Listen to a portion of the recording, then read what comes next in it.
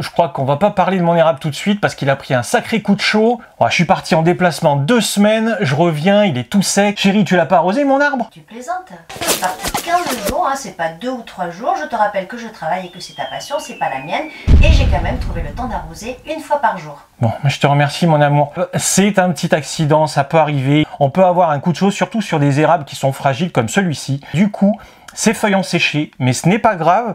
Très rapidement, il va falloir faire 2-3 petites choses. Je vais vous montrer ça en détail dans cette vidéo. Avant d'aller plus loin dans cette vidéo, je vous invite à rejoindre le Nejikan Club en cliquant sur le bouton rejoindre juste à côté du bouton abonner. Vous aurez tout un tas d'avantages. Cet arbre, il a pris un coup de chaud. Qu'est-ce qui s'est passé? Il a été arrosé tous les jours normalement, sauf que les températures ont monté très fortement, au-dessus de 30 degrés. Et malheureusement, l'arbre, il avait besoin d'un apport d'eau supplémentaire dans la journée. Vous avez plusieurs solutions. Hein. Si vous voulez plus avoir d'intervention humaine, vous pouvez aussi passer par de l'arrosage automatique. Moi, ce n'est pas ce que j'ai fait. Du coup, c'est ma faute et ce n'est pas la faute de ma femme. L'arbre, lui, il a besoin d'un apport d'eau en permanence. Dans tous les cas, ça va être votre faute puisque l'arbre, il va pas bouger. Il est dans son pot, il est dans son coin. Si vous ne le mettez pas au bon endroit et si vous ne l'arrosez pas correctement, l'arbre, de suite, il va vous donner des signaux de détresse. Le premier signal, c'est la perte totale de la feuillaison. Ça, c'est un arbre qui est très particulier. C'est un érable qui est presque tropical. C'est un isolobum. C'est un arbre qui réagit au quart de tour, au changement de température, qui va faire ses feuilles aussi en janvier alors que c'est encore la période hivernale. C'est un petit peu compliqué à cultiver. Et c'est aussi une sorte de baromètre dans ma collection. C'est pour ça que je vous montre cet arbre, parce que je sais très bien qu'il va très bien. Il est en train justement de refaire des petits bourgeons.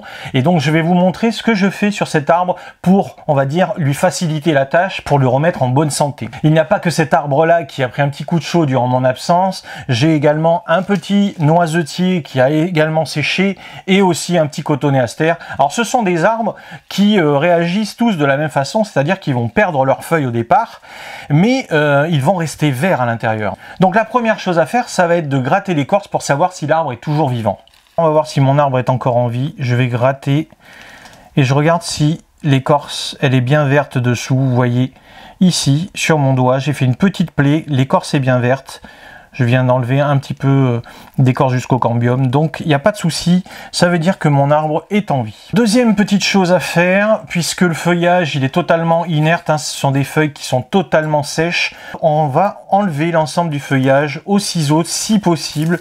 Évitez de le faire à la main, je sais que c'est plus facile et plus rapide, mais on pourrait éventuellement arracher les petits bourgeons qui sont existants et qui peuvent justement nous aider à la reprise de l'arbre. Donc là, je vais enlever l'ensemble du feuillage et tout ce qui est mort. Les petites parties qui sont sèches, ça, vous pouvez les enlever. Alors, vous les reconnaissez assez facilement parce que ce sont des parties qui sont très flétries. Alors, je m'aperçois que finalement, il y a des bourgeons qui sont en attente.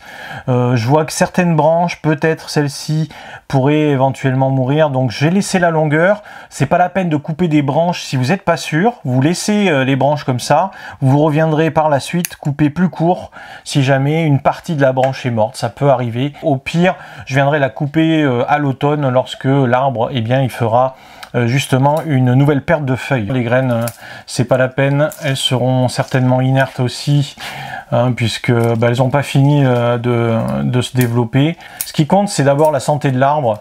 Donc, mettre les choses à plat, regarder ce qui est mort. Évitez quand même de tailler l'arbre.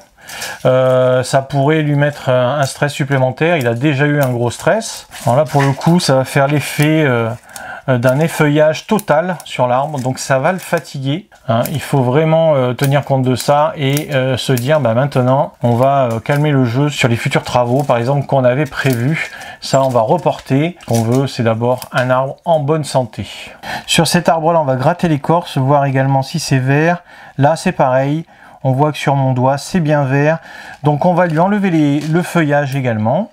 On peut enlever aussi les pointes parce que de toute façon les pointes sont mortes. Aujourd'hui, on est souvent confronté à des périodes de très forte chaleur qui sont assez intenses et qui sont subites. Comme on est habitué à un seul arrosage par jour, eh bien l'arbre il a un volume de substrat qui est très limité et donc la quantité d'eau est aussi limitée. L'évaporation de l'eau se fait beaucoup plus rapidement, trop rapidement, on va dire, et l'arbre n'a plus la quantité d'eau nécessaire pour survivre. Pour des sujets encore plus petits, comme celui-ci, le volume d'eau, bien sûr, il est encore plus petit. L'eau, eh bien, s'est évaporée assez rapidement. Donc là, je vais juste couper les pointes de cet arbre.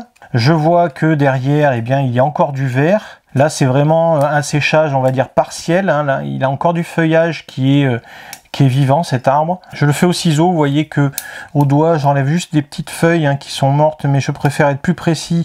Donc cet arbre aussi, il a pris quand même un petit coup de chaud.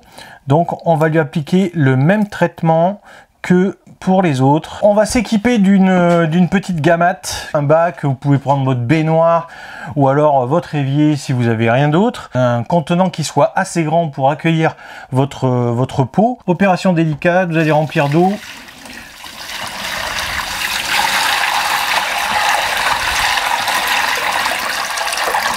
Bon, je pense que de moitié, ça suffira. Bien entendu, vous prenez de l'eau tempérée, c'est important, hein, prenez pas de l'eau ni trop froide, ni trop chaude. Et puis ensuite, vous prenez votre arbre et vous allez le tremper. Alors, pas longtemps, on va le laisser tremper environ 5 minutes. C'est un arbre qui a besoin de récupérer, il a besoin d'avoir de l'eau, il va falloir rafraîchir ses racines. La priorité, c'est d'envoyer un maximum de flotte aux racines et surtout, bien sûr, de réimbiber la motte. Parce que la motte, ce qui se passe, c'est qu'elle sèche, elle devient trop compacte, trop dure et l'eau n'arrive plus par capillarité à rentrer à l'intérieur. Si vous arrosez sur la surface, la motte, comme elle est très dure parce qu'elle a séché très fortement, l'eau risque de couler autour du pot. Une fois que l'eau a bien été absorbée par la motte, on s'assure que toute la motte est très humide, même jusqu'à la base de l'arbre. On va venir le sortir et donc on va le laisser s'égoutter dans un bac. On va laisser cet arbre de côté et on va continuer notre petite manip. Ces petits arbres là, je les ai préparés également. Donc je vais les mettre aussi dans l'eau. Celui-ci également. Là, je vois déjà que celui-ci, il n'a pas besoin de rester 5 minutes dans la flotte. Hein. Je vois que vraiment la motte, elle est totalement humide, donc c'est pas la peine d'insister. Hein. Celui-ci, je vais le laisser un peu plus longtemps. Ok, donc maintenant que cette manip a été faite, on a vraiment imbibé la motte. Ce qui fait que maintenant, je sais qu'elle est gorgée d'eau. Les racines ont toutes eu de l'eau, même au cœur de la motte. Cet arbre, vous comprenez bien que maintenant il faut plus qu'il sèche. Vous avez plusieurs choix possibles. Vous pouvez mettre un bac de culture comme ceci, mettre de la pouzzolane et puis vous allez l'installer à l'intérieur de ce bac. Vous avez une autre solution également, c'est de rajouter de la sphaigne. La sphaigne, c'est une mousse. Celle-ci, c'est de la mousse de Madagascar. Pour un volume de sphaigne, vous avez 10 volumes d'eau qui va rester bloqué. Donc vous allez pouvoir l'étaler sur l'ensemble de tout le pot. Je vais mettre des gros paquets de sphaigne tout autour du tronc pour bien sûr protéger ma motte. Au moment où la période la plus chaude de la journée va apparaître, la sphaigne elle va continuer de garder cette eau et elle va diffuser l'eau tout doucement dans la motte. Donc ça, c'est vraiment très intéressant. Vous avez différentes qualités de sphaigne. Hein. Vous avez des sphaignes comme celle-ci qui est de Madagascar, qui n'est pas une sphaigne de très bonne qualité. La sphaigne du Chili, elle est de meilleure qualité. Moi, je préfère, mais bon, là, j'avais que celle-ci sous la main. Dans l'urgence, vous prenez ce que vous avez sous la main. Si vous n'avez pas de sphaigne, je vous déconseille quand même de prendre de la mousse de forêt, parce que la mousse de forêt, elle va avoir énormément de bactéries, énormément d'insectes aussi. Vous voyez, vous avez aussi un petit chiffon sous la main parce que la sphaigne, elle est gorgée d'eau. J'ai acheté 1 kg, hein, ça se présente comme ça, c'est des petits ballots que vous recevez. Là, j'ai pris 1 kg de sphaigne, donc ça fait quand même une bonne quantité. Et puis après, vous arrachez des morceaux que vous mettez, voilà, que vous découpez. Alors, je vais en rajouter un petit peu parce qu'il m'en manque là sur le côté. Je vais préparer l'équivalent de même pas 100 grammes supplémentaires. Vous humidifiez bien votre sphaigne. Donc voilà, avec un petit asperceur. Parce que lorsque vous allez la répartir sur votre pot, eh bien, au moins vous aurez le volume, parce que sinon ça prend un volume démesuré, c'est incroyable. Je la découpe un petit peu, c'est vraiment succinct, je m'embête pas trop avec ça. Ensuite, eh bien, je viens répartir ma sphaigne sur le pot où la surface de l'arbre n'est pas recouverte. Par exemple ici, là, il m'en manque un petit peu. Donc là, je viens recouvrir.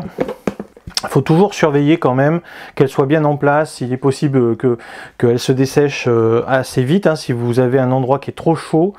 Hein, considérez qu'il faut quand même faire 2 arrosages par jour pour cet arbre-là, être assidu sur l'arrosage, ou bien avec un arrosage manuel, ou bien avec un arrosage automatique, si vous avez aussi, ça peut être très très bien. Par contre, je vous conseille quand même d'avoir une présence humaine pour vérifier que tout est bien en place, parce que le problème de l'arrosage automatique, c'est que s'il y a une panne et que vous faites confiance qu'à votre arrosage automatique, vous risquez aussi d'avoir des petits soucis. Maintenant, cet arbre, il va repartir sur mes étagères, bien sûr à l'ombre. Ici, j'ai des bourgeons hein, qui sont déjà en train de se développer. C'est bien sûr le fait que l'arbre a déjà recommencé à bourgeonner. Moi, je l'aide. Simplement, il aura 2 arrosages par jour. Je vais laisser la sphaigne, je pense, tout l'été, parce que ça va permettre comme ça que l'arbre récupère. Je le laisse partir sur ses réserves. Je ne vais pas rajouter d'engrais pour l'instant. Je vais attendre que les feuilles se développent. Et lorsque les feuilles seront développées, à ce moment-là, je viendrai l'aider avec un petit peu d'engrais organique. Si je me permets de faire ça, c'est parce que mon arbre il a été bien cultivé jusqu'à présent et qu'il peut partir sur ses réserves.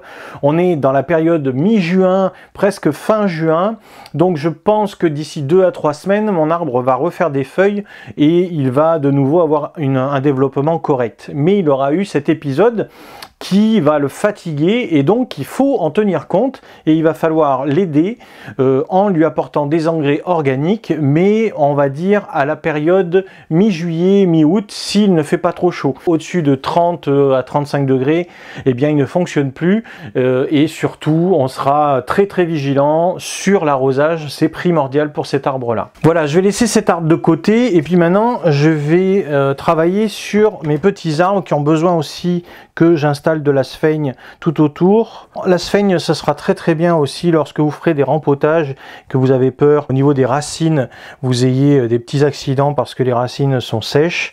Vous pourrez venir poser comme ça votre sphaigne. Vous aurez toujours un apport d'humidité qui est intéressant. Voilà, voilà le petit résultat, hein. Donc petite couche de sphaigne, c'est vraiment pas difficile, très facile à faire. La sphaigne, c'est un substrat qu'on va utiliser aussi lorsqu'on fait de l'hydroponie, hein, donc certains connaissent. C'est un support plus qu'un substrat, hein. Moi j'appelle ça plus un support qu'un substrat, mais bon voilà, beaucoup l'utilisent en tant que substrat même. J'évite de le mélanger à mes substrats lorsque je fais mes cultures. Je préfère toujours gérer la sphaigne en surface parce que les filaments peuvent poser problème avec le développement racinaire hein, de l'arbre. Donc je vais pouvoir réinstaller mes arbres sur mes tablettes et continuer ma culture tout en surveillant bien sûr le développement des bourgeons. Ce sera la même chose pour cet arbre là et celui-ci également, le petit coteau. Donc pas d'engrais tant que les nouvelles feuilles ne se sont pas développées. Dès que les premières feuilles vont apparaître, à ce moment-là, je viendrai apporter de l'engrais organique. Vous pouvez également utiliser de l'engrais chimique, ça ne pose aucun souci. J'ai pensé que ça pourrait être utile pour beaucoup d'entre vous qui pourraient avoir de petits accidents de parcours, notamment au niveau de l'arrosage. Le passage entre le printemps et l'été, il peut y avoir des petites catastrophes, comme on a pu voir sur cet arbre. Il ne faut pas paniquer, il faut simplement être méthodique, savoir que l'apport d'eau est nécessaire, il a été insuffisant, il faut le reconnaître. Il faut de suite voir les signes, c'est-à-dire que les feuilles ont changé de couleur, elles ont flétri, donc il faut agir, il faut mettre le bac dans l'eau, hein, c'est vraiment la priorité des priorités pour que la motte puisse de nouveau se rafraîchir, avoir de l'eau, pour que toutes les racines qui ont séché, on puisse en récupérer un maximum. Vous n'allez pas tout récupérer, ce n'est pas magique non plus. Et puis ensuite, moi ce que je fais, hein, bien sûr, c'est d'enlever le feuillage pour aider l'arbre aussi. Il y en a qui ne l'enlèvent pas, moi je préfère l'enlever. Vous venez rajouter un tapis de sphaigne. Alors vous pouvez également utiliser un tissu, mais ça va pas être aussi efficace. La sphaigne, c'est vraiment quelque chose de très particulier. Je vous recommande d'utiliser de la sphaigne du Chili plus que de la sphaigne de Madagascar. Elle est de meilleure qualité, il faut le reconnaître aussi, mais la sphaigne de Madagascar va faire le travail et puis elle est beaucoup moins chère. Vous pouvez également mettre votre pot dans un autre bac plus grand, un grand contenant, dans lequel vous viendrez par exemple mettre un tapis de pouzzolane et ça permettra à l'arbre d'avoir une fraîcheur supplémentaire. Vous avez tout dans la description, vous retrouverez tout le matériel.